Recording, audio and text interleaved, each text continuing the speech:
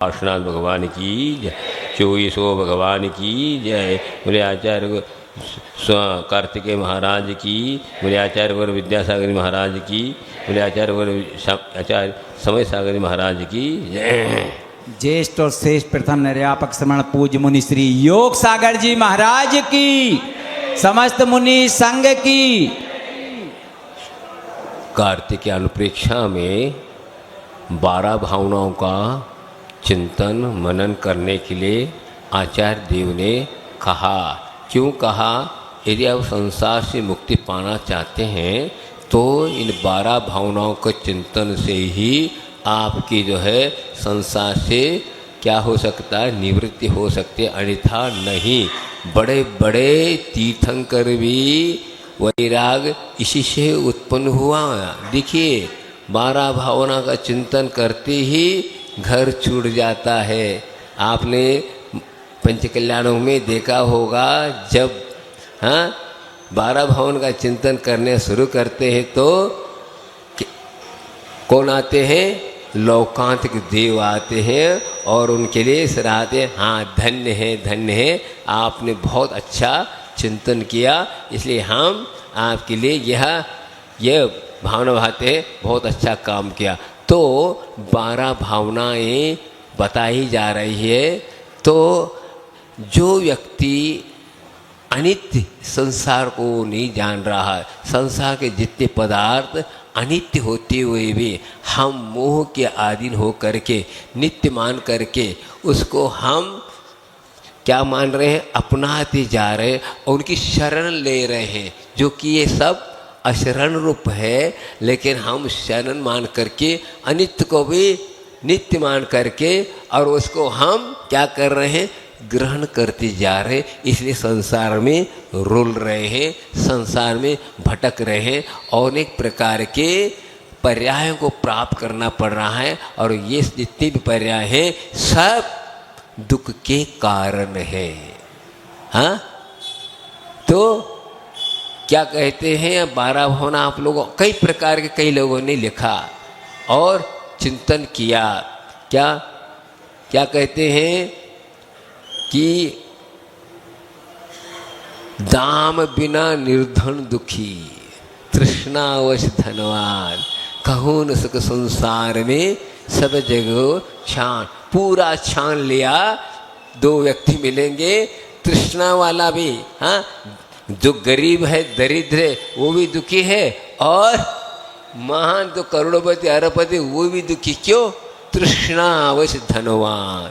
तृष्णा ऐसी है जिसके कारण यह संसार में कोई पदार्थ आपको, पर पदार्थ कभी भी आपको सुखी बना नहीं सकता।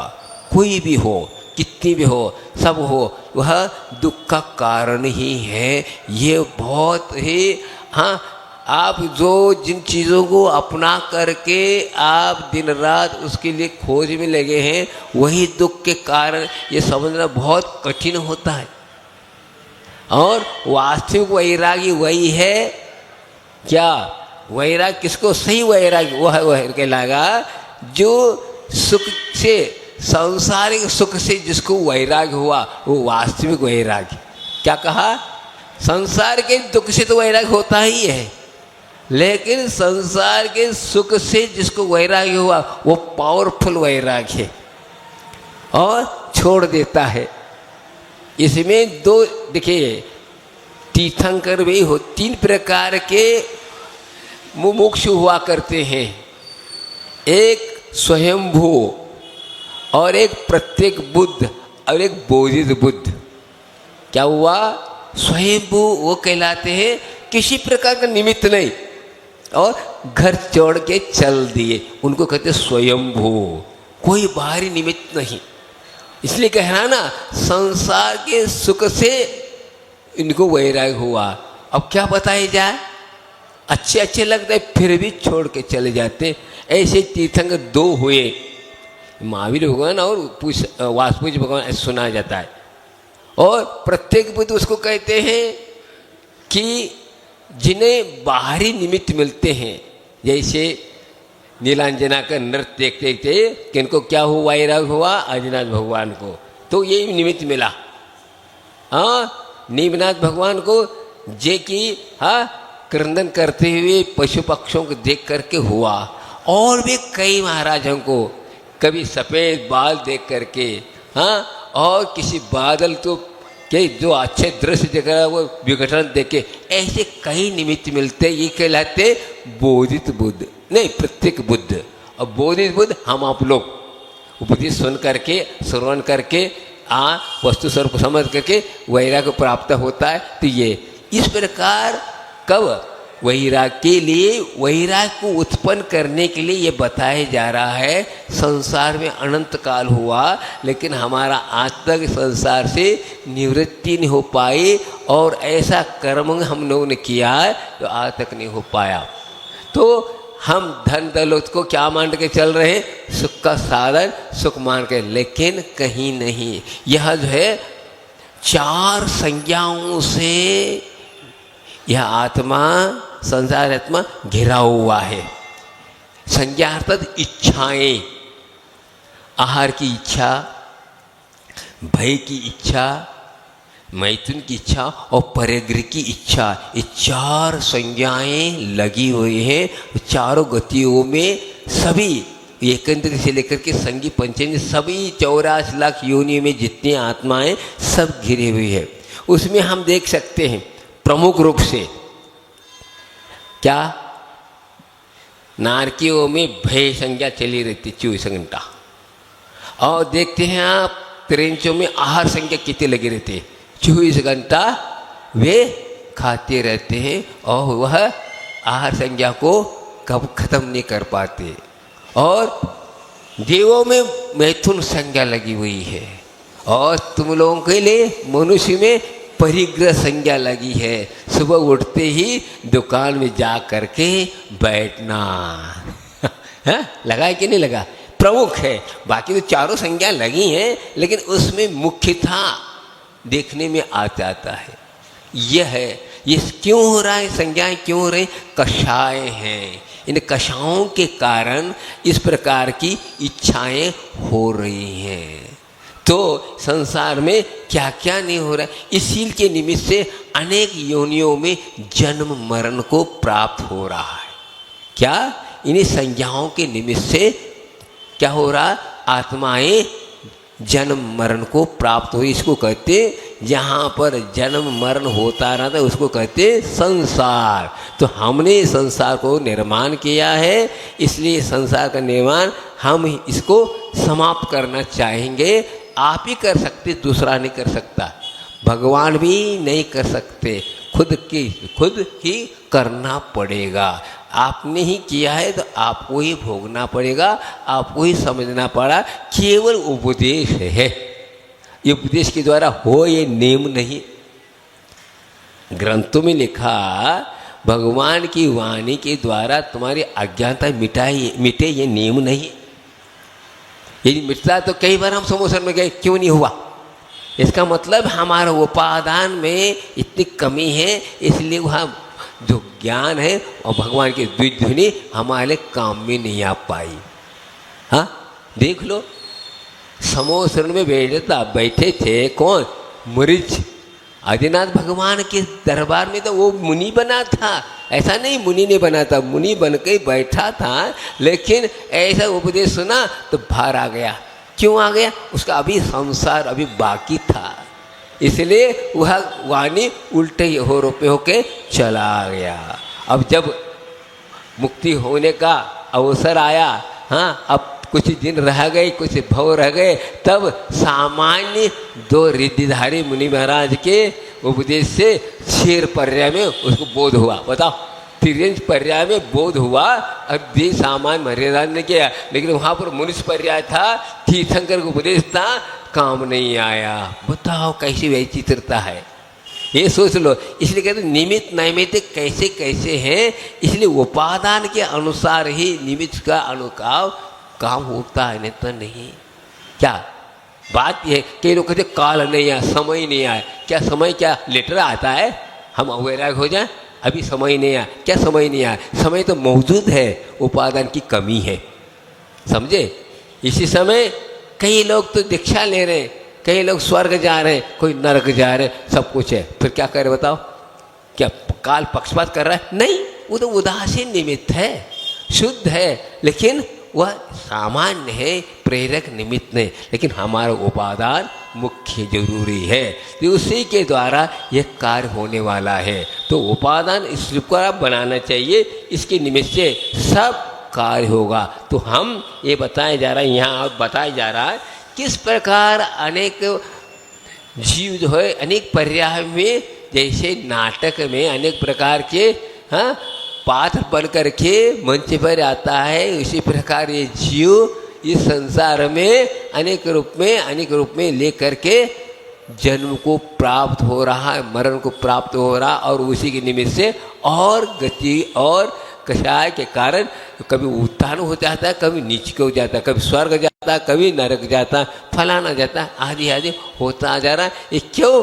सब कर्म के अधीन होगा है। इसी कर्म रहस्य को हमने नहीं समझा, इसलिए यह स्थिति हुई है। क्या बताया जा रहा है? क्या? पुत्तो वे भाव जाओ सोचिए, भाव भी देवरो हो दी, माया हो दी सवत्ती, जननो वी हो दी भत्तारो। क्या कहा? पुत्रो हो ये भाऊ, अर्थात पुत्र हुआ है वही मर करके क्या हो जाता है? भ्राता हो जाता है। बताओ, भ्राता अर्थात भाई हो जाता है। पुत्र है वही मर करके वहीं पर भ्राता हो जाता है, और भ्राता और भ्राता मर करके क्या होता है? देवर हो जाता है। देवर किसको कहते हैं? छोटे भाई को देवर कहते हैं, पत्नी कहेगी ना दूसरी। तो ये इस प्रकार ऐसे प्रकार के हो रहे हैं। और माता क्या हो जाते? सपत्नी अर्थात सौतेली माँ हो जाती है। बताओ, माँ मर के सौतेली हो गई, या पत्नी मर करके वो हो गई। इस प्रकार यह क्यों पर्याय हो रही हैं, यह आपको सोचना है। यह सोचते ही अपने आप सतर्क हो जाएंगे, तो इन चीज़ों से आप ममता छोड़ देंगे। और क्या कहा? माया हो दी भत्तारो, और जननो हुई हो दी भत्तारो। और क्या होता है? भरता रहता, माता पत्नी होते और जन को भी भरता रहे, अर्थात पिताजी पति हो जाता है। बताओ, पिताजी पति हो जाता है, माता पत्नी हो जाती है, भरता पुत्र हो जाता है। क्या हो रहा है? कैसा हो रहा है? क्या यह सब नाता न था, फिर भी नाता है? न था, नाता है। किसका नाता है बताओ? है ही नहीं, फिर भी नाता है।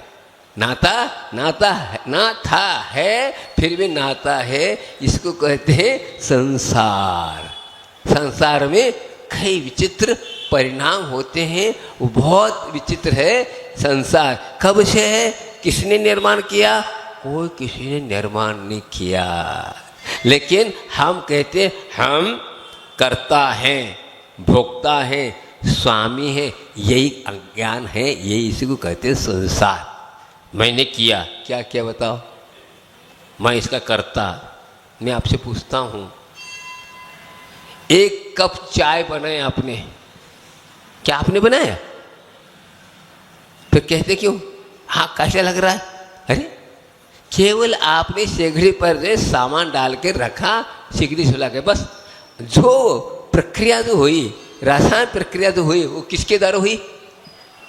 अग्नि के द्वारा हुए। लेकिन कहता है मैंने बनाया, कितना स्वादिष्ट बना, बताओ। ये इस प्रकार हर चीज में आप इतने बड़े बड़े नित्य ये आविष्कार हो रहे, किसमें कौन कर रहा है? कुछ नहीं। पुद्गल को जोड़ने से ये सब कार्य हो रहे, संयोजन कर रहे, बस इतना।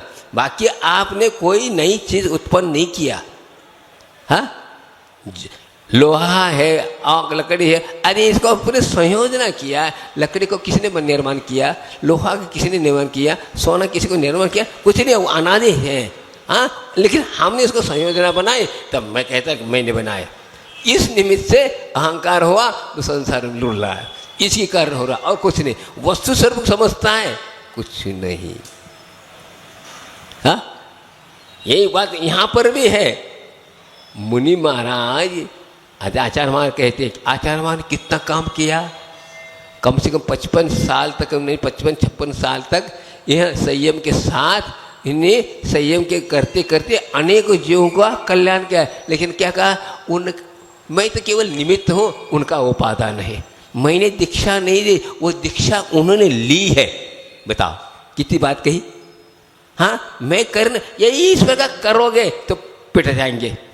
मैंने किया, मैंने संचालन किया, गलत हुआ, ये गलत हुआ। यही वस्तु स्वरूप समझना है। कोई कुछ नहीं, सब अपने अपने परिणाम कर रहे हैं, हम देख रहे हैं, लेकिन संयोग, लेकिन हम देखते हुए क्या कर रहे हैं, कर्तृत्व बुद्धि, भोक्तृ बुद्धि स्वामी बन बैठे हैं। क्या करें। एक शेठ जी थे, बहुत बड़ा परिवार था, और उन्हें अपने जीवन में कोई दान धर्म नहीं किया, कुछ नहीं किया। हुआ क्या, अब यहाँ पर कोई अमर बन के तो रहता तो है ही नहीं। अब 90 साल के हो ही थे वे शेठ साहब, अब अंतिम दम चल रहे थे, श्वास चल रहा था। तो उनको क्या किया, थोड़ा सा हवा लग जाए इसलिए आंगन में लाकर उनको लेटा दिया। उनकी दृष्टि कहाँ गई, सामने एक छोटा सा बच्चा गाय का वो खेल रहा था घास के बीच में। दृष्टि चलेगी शेठ जी साहब की, यूं यूं कर दी उन्हें। उनका सोच था मेरे रहते इतना नुकसान हो रहा है, मैं चला जाऊंगा तो क्या होगा, ये सोच रहा है। बोलने की हिम्मत नहीं, यूं किया। बड़ा लड़का खड़ा था, हाँ सोचता है। अब पिताजी के भाव बदल गए, कुछ दान देना चाहते हैं सोचा उन्हें। हाँ, बेटे ने सोचा हाँ इसको दे दूंगा, और किसको क्या दूंगा बताओ पिताजी। अरे अरे करके प्राण निकल गए। बताओ उनने क्या सोचा और इनने क्या सोचा, परिणाम हो रहा है। हाँ, उनने सोचा बेटे ने हाँ अंतिम सांस चल रहे, अब उनके भाव बदल गए, जिंदगी में उनको दान दम दे, अब कुछ दान देने के लिए हमारे लिए इशारा कर रहे हैं। उनका इशारा था कि इस पर आप लोग यहीं खड़े हो, दुकानदारी कहाँ चल रही, क्या आप देख रहे हो, क्या होगा, आदि आदि। और ये देखो हमारे सामने इतना नुकसान हो रहा है, घास को इधर उधर कर रहा हो बच्चा, इसको देखकर परिणाम हो। बताओ दम टूट रहा है, यहाँ से निकल जाना है, फिर भी मेरे रहते हुए इतना नुकसान हो रहा। अब बेटे ने क्या सोचा, अलग सोचा। अब देखो इसके द्वारा कौन ने क्या कौन सा कर्म के बंद किया, इन्हें गड़बड़ करे, वही दृश्य को देखकर दोनों ने अलग अलग विचार किया। क्या, एक ने तो अच्छा काम सोचा, एक ने तो गलत सोचा। इसी सोच ने ही तो हमारे अपने परिणाम को बिगाड़ा और अनेक योनियों में भटकना पड़ रहा है। तो इसके अलावा यहाँ और बताया जा रहा है कि 18 नाते एक ही पर्याय में। बताओ 18 नाते कैसे होंगे, हम नहीं जानते नहीं भैया। हमने अपनी ज़िंदगी में न मंगल देखा न दंगल देखा, सीधे सीधे हमें आ गए, न हम चाचा को जानते हैं, न पापा जानते हैं, फलाना दे कुछ नहीं जानते हैं। लेकिन यहाँ पर 18 नाते जोड़े गए, आप लोग लगा लो, समझ लो। चाहो तो मैं उसको पढ़ लेता हूँ हिंदी में, बहुत अच्छा लिखा है। कैसा कैसा संसार में, और लास्ट को इन लोगों को वैराग हो जाता है और दीक्षा लेके स्वर्ग जाते हैं, ये भी बताया। यही बातें, एक ही परिवार में 18 नाते हो जाते हैं। बताओ कैसा कैसा, कैसी परिणति है। हाँ, होता है, ऐसे हो सकता है, लेकिन हो रहा है। होगा, इसलिए तो लिखा गया। क्यों लिखा गया? इसको देखकर आप लोगों को वैराग हो जाए, संसार के प्रति अरुचि उत्पन्न हो जाए और संसार इनको छूट जाए, इसलिए लिखा गया। और क्या इनके प्रकार है ना, आपको बोध आ जाए, आपकी मट्ठी सुधर जाए और अपने को अच्छा सुधर जाए, नहीं तो ये रममान हो, इसलिए उपदेश दिया भगवान ने भी। क्यों दिया? यही तो, उनको क्या पड़ी है, उनको तो केवल ज्ञान, वो तो कृकृत हो गए, तो उनको क्यों देना पड़ा? इनको दया है, भैया मेरा जैसा कल्याण हो, इनका भी कल्याण हो, इस प्रकार जीवन मिला हो जाए। लेकिन सोचता कौन है? नहीं सोच रहा है। और क्या कह रहे? ये में भवे ये संबंधा हो ये जीवस अन्न भवे भनई जीवान धम्म रहिदानम। ये इस प्रकार भोग में संबंध करता हुआ ये जीव पर कर रहा, अन्य भवे भी बनिते इस जीवान धर्म रहिता नाम। बस धर्म के अभाव में, वीतराग धर्म के अभाव में हमने इस प्रकार संसार को भ्रमित किया, संसार में भटक। मुख्य उद्देश्य क्या है? धर्म होता आपके जीवन में तो 3 काल में आप भटक नहीं सकते, ये नियम है। धर्म अर्थात स्वभाव, स्वभाव की ओर दृष्टिपात करते हैं तो मेरा स्वभाव क्या है और मैं क्या कर रहा हूँ, ये विवेक यदि आपके जीवन में आ जाए, तत्काल कर्तव्य बुद्धि समान स्वामी बात समाप्त, भोक्ति बुद्धि समाप्त। किसका भोगना, क्या भोगना? कुछ नहीं, सब कर्म का भोग हो रहा है, न कि आत्मानुभूति हो रही, न कुछ हो रही, कुछ नहीं हो रही। इस धर्म के अभाव में 84 लाख योनियों में भटक रहा है। तो आपको मैं ये बताना चाहता हूँ, एक षटखंडाग में एक गाथा आती है, उस गाथा को कई बार पढ़ता हूँ और ऐसा लगता है कितना हम लोगों ने पुरुषार्थ करके सौभाग्य से यह जीवन मिला। क्या? अति अनंता जीवा जैन पत्तो तसान परिणामो भाव कलंक पौरा निगोद वासम न मुंचंती। ऐसे भी अनंतानंद जीव हैं जो आज तक त्रिसत को प्राप्त नहीं किया, द्विंद्र तक नहीं हो पाए, संसार सुख नहीं प्राप्त कर पाए। बताओ, संसार सुख भी तो है, कुछ इंद्रिय सुख, उसको भी नहीं पा पाए आज तक। अनंत काल किसको कहते हैं? उसका कोई अंत नहीं, इतना।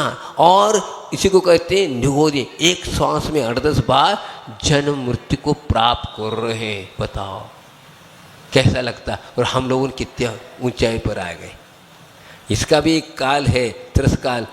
तिरस्काल समाप्त होती, पर हमें भी निगोद मझार जाना पड़ेगा। यह एक छोटी सरल काल मिला है 2000 साल के लिए उत्तरस, और उसमें भी पुरुष का मनुष्य पर्याय केवल 8 या 16 मिले हैं, बाकी कुछ नहीं। उसके बीच में 2000 सागर के बीच में बाकी अन्य पर्याय हैं तरस के, इसमें देख लो किसका क्या कल्याण होगा। केवल इसी एक पर्याय में, वो भी मनुष्य पर्याय मिल गई, मलेच खंड में पैदा हो तो क्या काम का? कुछ नहीं। हाँ, भोग में जन्मा तो वो कुछ काम नहीं। केवल कर्म भूमि में मनुष्य पर्याय मिलता है तो कुछ काम हो सकता है, नहीं तो समाप्त। बताओ, ऐसे कई बार मिला लेकिन इसका सदुपयोग नहीं किया, इसलिए हम संसार में भटक रहे हैं। समझ लो, सामान्य रूप से मैं पढ़ता हूँ, क्या शास्त्र में लिखा है, 18 नाती कथा प्रसिद्ध है।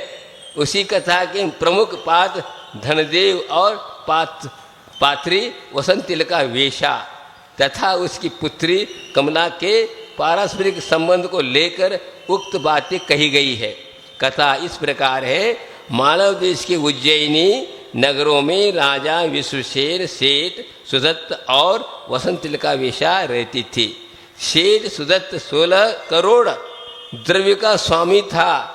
उसने वसंतिलिका के वेशा को अपने घर में रख लिया।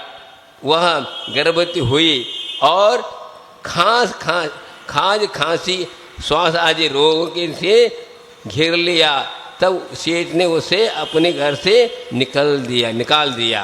बताओ, अपने घर में आकर वसंतिलिका ने एक पुत्र और एक पुत्री को जन्म दिया।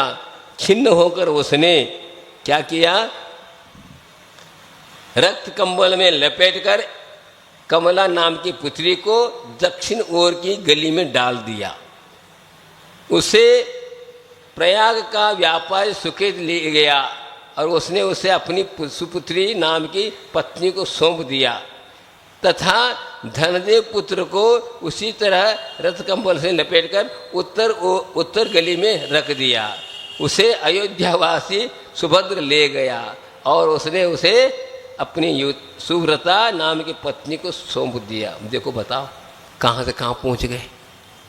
हाँ, अब कोई तो पालन करने वाले नहीं बेचा, तो इन्हें इधर दे दिया और इधर। अब बताओ कैसा कैसा योग, हाँ कैसे जीव होंगे, क्या होगा, कैसे कर्म किया था और ये ऐसा हुआ हो गया। मनुष्य पर्याय पाए, लेकिन कैसे गति हो रही है बताओ। बचपन से हाँ जन्मते ही हाँ अनाथ हो गया, कोई नाथ नहीं है। हाँ सौंप दिया। पूर्व जन्म में उपार्जित पाप कर्म के उदय से धनदेव और कमला का आपस में विवाह हो गया। बताओ क्या हो गया, बहन भाई है। ये इधर एक पुत्री थी एक पुत्र था, अब उसका धनदेव नाम, दोनों देखो योग कैसा हो गया। हाँ भाई बहन तो जो मालूम है, लेकिन कर्म जो सही से ये है पूर्व जन्म के उपार्जित पाप कर्म के उदय से धनदेव और कमला का आपस में विवाह हो गया। एक बार धनदेव व्यापार के लिए उज्जैनी गया, वहाँ वसंतिलिका वेश्या से उसका संबंध हो गया। बताओ क्या क्या, दोनों के संबंध से वरुण नाम का पुत्र हुआ। एक बार कमला ने से मुनिदत्त से अपने पूर्व भव का वृत्तांत पूछा। श्री मुनिदत्त ने सब संबंध बतलाया, जो इस प्रकार है। उज्जैनी में सोम शर्मा नाम का ब्राह्मण था, उसकी पत्नी का नाम काशापी था। उन दोनों के अग्निभूति और सोमभूति नाम के 2 पुत्र हुए थे। वे दोनों परदेश से विद्यार्जन करके लौट रहे थे। मार्ग में उन्हें जिनवती आर्यका को अपने पुत्र जिनदत्त मुनि से कुशल क्षेम पूछे हुए देखा तथा सुभद्रा आर्यका को अपने ससुर जिनभद्र मुनि ने कुशल क्षेम पूछे देखा। इस प्रकार दोनों भाइयों ने उपहास किया। जवान की स्त्री बूढ़ी और बूढ़ी की स्त्री जवान, विधाता ने अच्छा उलटफेर किया है। कुछ समय पश्चात अपने उपार्जित कर्मों के अनुसार सोम शर्मा ब्राह्मण मरकर उज्जैन में ही वसंत सेना की पुत्री वसंतिलिका हुई, वही पुत्री, और अग्निभूति तथा सोमभूति दोनों मरकर उसके धनदेव और कमला नाम के पुत्र हो और पुत्री हुए। बताओ ये पूछा जा रहा है पत्नी और देखो कैसा कैसा हुआ। ब्राह्मण की पत्नी व्यभिचारिणी काश्यपी मरकर धनदेव के संबंध से वसंतिलिका के वरुण नाम का पुत्र हुई। इस कथा को सुनकर कमला को जातिस्मरण हो आया। उसने मुनिराज से अनुमति ग्रहण किए और उज्जैन जाकर वसंतिलिका के घर में घुसकर पालने में पड़े हुए वरुण को झुलाने लगी और उसने कहने लगी, मेरे पति के पुत्र होने से, बताओ वहाँ मरकर हो गया, मेरे पति के पुत्र होने से तुम मेरे पुत्र हो, मेरे भाई धनदेव पुत्र होने से तुम मेरे भतीजे हो, तुम्हारी और मेरी माता एक ही हो है, अतः ये तुम मेरे भाई हो। धनदेव के छोटे भाई होने से तुम मेरे देवर हो। धनदेव मेरी माता वसंतिलिका पति है, इसलिए धनदेव मेरा पिता है। उसके भाई होने से तुम मेरे काका हो। क्या क्या कह रहे हैं, मैं नहीं समझता इसको। मैं वैश्या वसंतिलिका की सौत हूँ, अतः धनदेव मेरा पुत्र है, तुम उसके भी पुत्र हो, अतः तुम मेरे पौत्र हो। यह 6 नाते बच्चे के साथ हुए। वसंतिलिका का पति होने से धनदेव मेरा पिता है, तुम मेरे काका हो। धनदेव तुम्हारे भी पिता है, अतः यह मेरा दादा है तथा वह मेरी पति भी है, उसकी और मेरी माता का एक ही है, अतः धनदेव मेरा भाई है। मैं वेश्या वसंती लगा की सोत हूँ और उस वेश्या का वह पुत्र है, अतः मेरा भी पुत्र है। वेश्या की मेरी सास है, मैं उसकी पुत्रवधू हूँ और धनदेव वेश्या का पति है, अतः यह मेरा ससुर है। ये 6 नाते धनदेव के साथ हुए। आगे मेरे भाई धनदेव के पत्नी होने से वेश्या मेरे भावज है। तेरे मेरे दोनों के धनदेव पिता है, वेश्या उनकी माता है, अतः वह मेरी दादी है। धनदेव के और तेरी भी माता होने से वह मेरी भी माता है। मेरे पति धनदेव की भार्या होने से वह मेरी सोत है और धनदेव मेरी सोत का पुत्र होने से मेरा भी पुत्र कहलाए। उसकी पत्नी होने से वह वेश्या मेरी पुत्रवधू है। मैं धनदेव की स्त्री हूँ और वह उसकी माता है, अतः मेरी सास है। इन 18 नातों का सुनकर, देखो आप 18 नाते सुना दिए, आपको समझ गए आप लोग क्या। सभी ने जिन दीक्षा ले ली, बताओ इन 18 नाते कितने हो गए? हाँ, कितने हो गए? सभी ने जिन दीक्षा ले ली और मरकर स्वर्ग चले गए। बताओ, नाटक समाप्त। हाँ? इस प्रकार एक ही भव में 18 नाते तक हो जाते हैं, तो दूसरे भव की तो क्या है कथा है? बताओ, अनंत काल से आ रहे हैं हम गुनाह के, हम भी वासी हैं, यहाँ पर भी कई बार जन्म चुके हैं, लेकिन आज कहते वो महाराज बाहर से हैं, वो कर्नाटक के फलाने, कुछ नहीं। सभी आप हम लोग भाई बहन भी हैं, माता भी है, पिता भी है, पुत्र भी है, बहन, क्योंकि अनादि काल का नाता जुड़ा हुआ है, इसलिए इस प्रकार हो रहा है। अभी पढ़ा था मैंने, नीमनाथ के साथ राजुल का 7 भाव से नाता जुड़ा था। बताओ, वो 8वें भाव में नाता ना था, छूट गया। बताओ कैसा कैसा होता है कि यह चक्कर है। कौन कैसे का? बस मोह की नशा में चल रहा है और अच्छे अच्छे साधक भी इसमें क्या हो जाते हैं?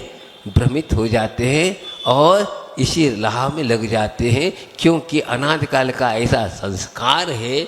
इस संस्कार के कारण आत्मा संसार में रुल रहा है। गलती किसकी है? बताओ, बताओ सही। खुद की है। स्वयं कृतम कर्म यदात्मना पुरा फलम ददीयम लभते शुभाशुभम परेण दत्तम यदि लभ्यते सुष्वम निरर्थकम तथा। यदि मैंने जो पूर्व में कर्म किए वह आ रहे हैं, लेकिन हम लोगों की धारणा है इन्होंने दिया, यह हमारा कार्य अनादिकालीन है, आज का नहीं। बताओ, षटखंडागम जैसे महाग्रंथों में व्याख्यान किया है। कैसा किया है? कोई नरक का जीव यहाँ आया, मनुष्य हुआ, मनुष्य माँ के गर्भ में आया, अंतर्मुक्त ठहरा, पुनः नरक चला गया। बताओ, अंतर्मुक्त के बाद कैसा क्या पाप किया? उनने ऐसा पाप गर्जन करके आया था, केवल है गति बदलने के लिए पुनः वहाँ जाना था, इसलिए यहाँ मनुष्य में आया और चला गया। एकेंद्रीय, द्विंद्रीय, तीन्द्रीय, चौरिंद्रीय तक नरक नहीं जा सकते। नरक कौन जाता है? संगी पंचेंद्रिय। असंगी जा सकता है, वो भी असंगी पंचेंद्रिय जा सकता है, लेकिन जो मन रहित जो है आर्धा चौरिंद्रिय तक तो विकलेंद्र कभी भी नरक को नहीं जाते। संगी 5 इंद्रिय करने के बाद ही पाप कर सकता है, इसके कारण नरक जाता है। कौन बताओ? आपको पता नहीं चला, माँ के घर में आया और चला भी गया। इसी प्रकार स्वर्ग भी जाते हैं, स्वर्ग में भी इसी प्रकार आया कोई देव, मर करके मनुष्य की माँ के घर में जन्म अतः घर में आया, वहीं मरा, स्वर्ग भी चला गया। अलग अलग स्वर्ग के हिसाब से, ऐसा नहीं कि सर्वासी जाते हैं, नहीं, ये नीचे नीचे सरके या नींव भर सकते हैं, लेकिन इस प्रकार बताया आपको पता तक चलेगा नहीं। बताओ कैसा परिणमन हो रहा है।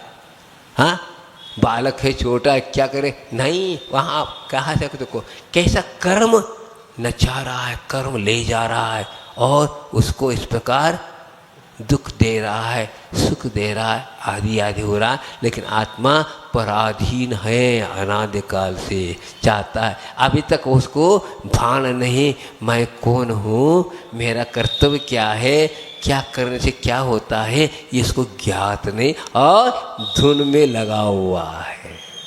जो जिस पर्याय में जाता है वो उसमें लीन हो जाता है।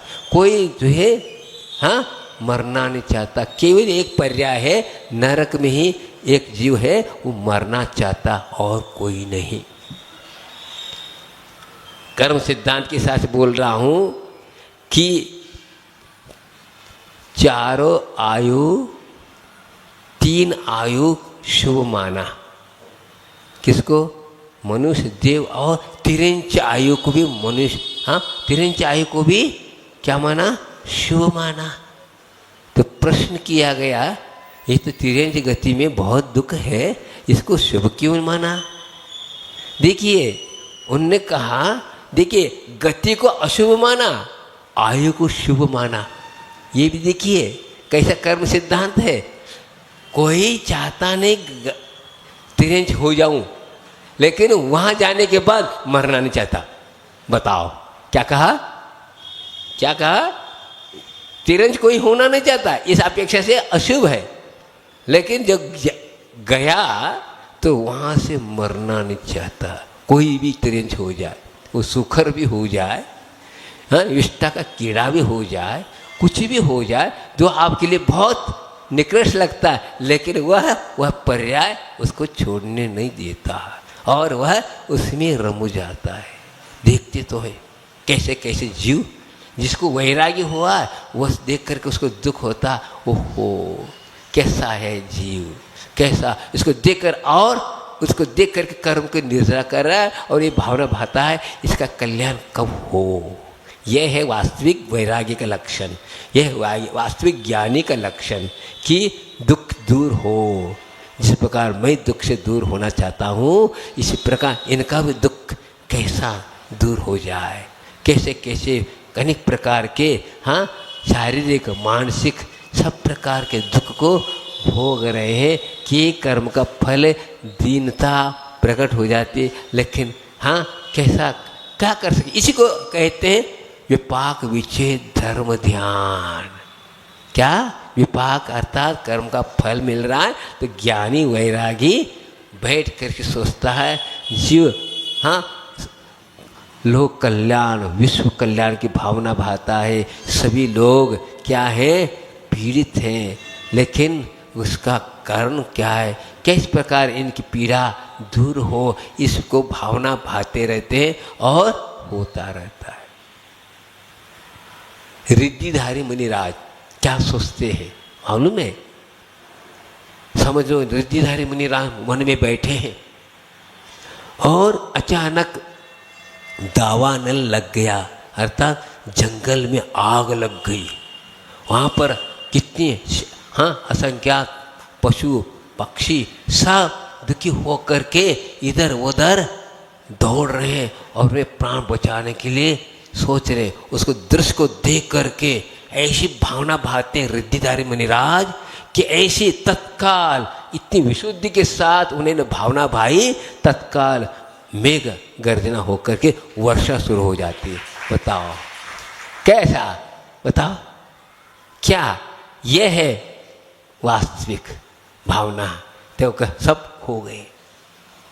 बताओ एक आपको एक और इसी प्रकार एक घटना घटी एक बार। क्या एक बार क्या हुआ, जंगल में आग लग गई। आग लगी तो वहाँ एक समीप में एक सरोवर था। वो सरोवर के किनारे सब आग करके बैठ गए, पशु पक्षी जितने भी थे।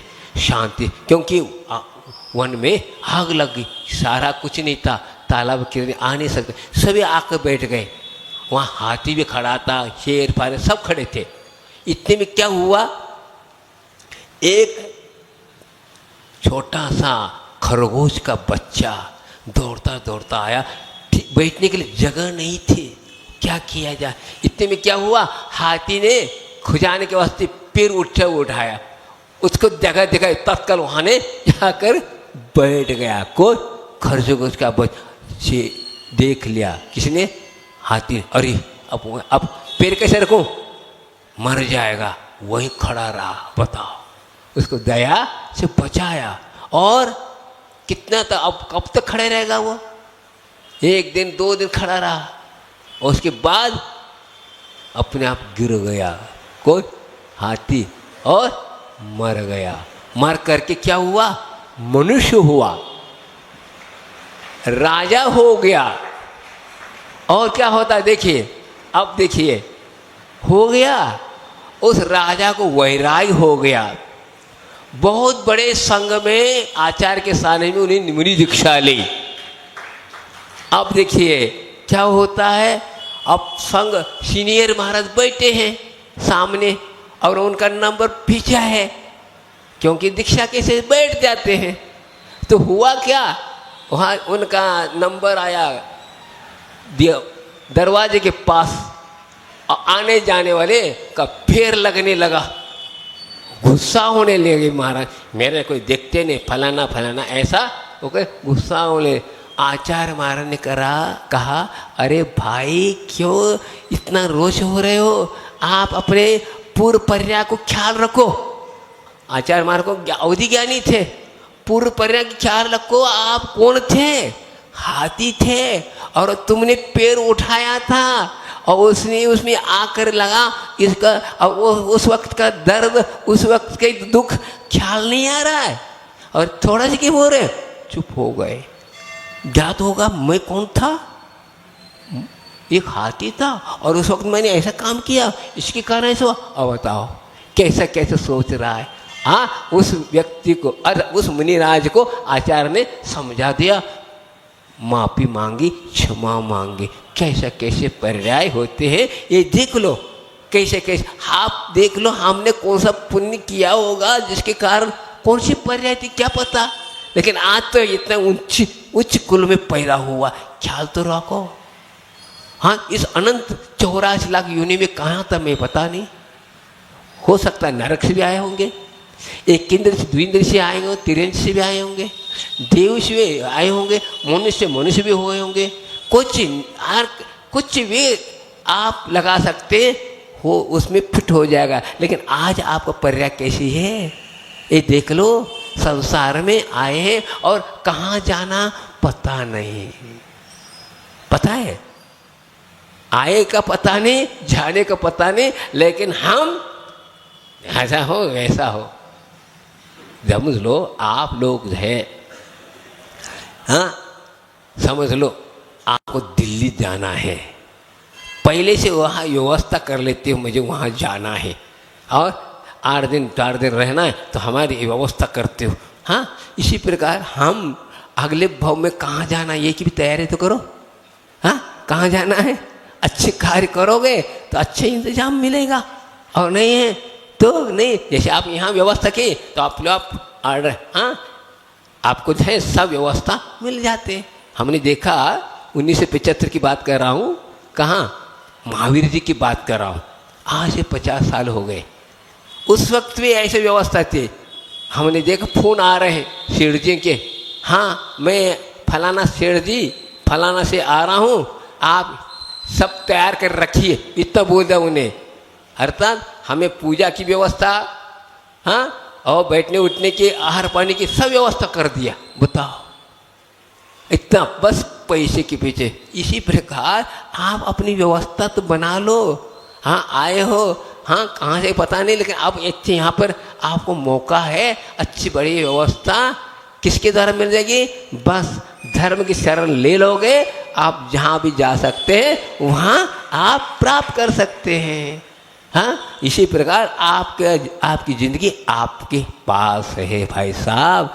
आप इतना सुन रहे हैं तो आप अवश्य, हाँ आप अवश्य करें। आपके यहाँ आकर के करीब 1 महीना होने जा रहा है। आज क्या तारीख है? 2 तारीख है। हम 4 तारीख को आए थे, 28 दिन बीत गए। बताओ अब कितने दिन बच गए आपके? हाँ, कितने बच गए? 2:45 के अंदर है।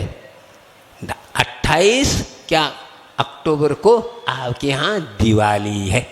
बताओ अब कितना रह गया। तो इसी प्रकार बड़े बड़े सागरों वर्ष हमने बिता दिए, ऐसे दुख में भी बिताए और सुख, अर्थात संसार सुख में भी बिताए। लेकिन हम इस सुख में ऐसे गाफिल हुए, इस प्रकार दुख से ऐसे क्रंद हुए, हम नहीं समझ पाए हम इस प्रकार मुझे क्यों हो रहा है, किसी ने कौन कर रहा है, ये हम नहीं देख पाए। इसलिए हम पुनः पुनः संसार में क्या हो रहा है, रुलना पड़ रहा है और समझना पड़ रहा है। तो आपको यह जिंदगी बहुत अल्प है। हाँ, अल्प होता है। हाँ, कितनी ज़्यादा 80 वर्ष के अंदर सब लोग रिटायर हो रहे हैं, 40 के में हो रहे हैं, भला में हो रहे हैं, सब कुछ हो रहा है। आप देख लो, कभी भी हमारी गाड़ी हाँ छूट सकती है। हाँ, ये किराए घर में रह रहे हैं, मालिक कभी भी हमें घर को खाली कर सकता ना? नहीं कर सकता, पता? कर सकता है। आपका तो ये घर है ही नहीं, अवश्य खाली करना पड़ेगा। इससे पहले से हम हाँ तैयार करें अगला किराए के नहीं, अब ऐसे मकान को प्राप्त करें। हाँ, को हमारे लिए खाली नहीं करने सकेगा। और सबका जिसने भी अपने मकान बनाया, कहाँ बनाया बताओ? कौन ने बनाया? 3 लोग के शिखर पर आपका महल मिलेगा और अनंत काल के लिए मिलेगा। कोई तुम्हें हटाने वाला नहीं, कोई किराए नहीं लगेगा, कुछ नहीं करेगा। लेकिन वह उसी को वहाँ अलॉट मिलता है, यहाँ जो पुरुषार्थ करता है, यहीं से होता है सब कुछ। यह मध्य लोक से ही हाँ मोक्ष जाना है तो भी सर्वार सिद्धि से सिद्धिशिला बहुत पास है, फिर भी यहीं आना पड़ता है। बताओ, सर्वार सिद्धि से सिद्धिशिला ज़्यादा 20-22 योजन वाला है, इसके बाद पहुँच वहीं जा सकते नहीं, आपको यहीं आना पड़ेगा। स्वर्ग से हाँ मोक्ष वाया मध्यलोक। क्या कहा, समझ में आए? स्वर्ग से मोक्ष वाया मध्यलोक। तो मध्यलोक में आया हो, अब यहाँ से टिकट मिलेगी कहाँ के लिए? आप बोले तो यहाँ आना जरूरी है। यह बहुत बड़ा पावन पवित्र क्षेत्र है। यहाँ का क्षेत्र, इसी से सबको कल्याण होने वाला है। इसलिए यह आप लोगों को यह क्या है, 2.5 दीप क्या है, पूरा का पूरा सिद्ध क्षेत्र है। अनंत काल से यह गुना भी सिद्ध क्षेत्र है। हाँ, अनादकालीन है, आज का नहीं। आज इस भाव में नहीं हो, लेकिन पहले भी अनंत, एक एक प्रदेश पावन पवित्र है। कर्म सिद्धांत तो पढ़ो, 3 लोग के हाँ विषयों को पढ़ो, तिलोई पन्नति पढ़ो, सर्वार्थ तत्वार्थ पढ़ो, सब पता चलेगा क्या है। लेकिन हम केवल दुकान में लगे हैं, अपने जमा खर्च देख रहे हैं, इसी में हमारी ज़िंदगी चली गई। इसलिए हम आगे के हाँ रवाना होने का काल आ चुका, तो भी हम कहते, कई लोग कहते मरने को फुर्सत नहीं है, इतना काम है यहाँ पर है। बताओ क्या कहा? मरने को फुर्सत नहीं, इतना हमारा काम लगा हुआ है। हो सकता है यहीं से रजिस्टर लेकर वहाँ जाओ और पूर्ति करो, होगा है। इसी को कहते हैं मोह। और जिसको ज्ञान हुआ छोड़ देता है और क्या करता है, बाई टाटा करता है।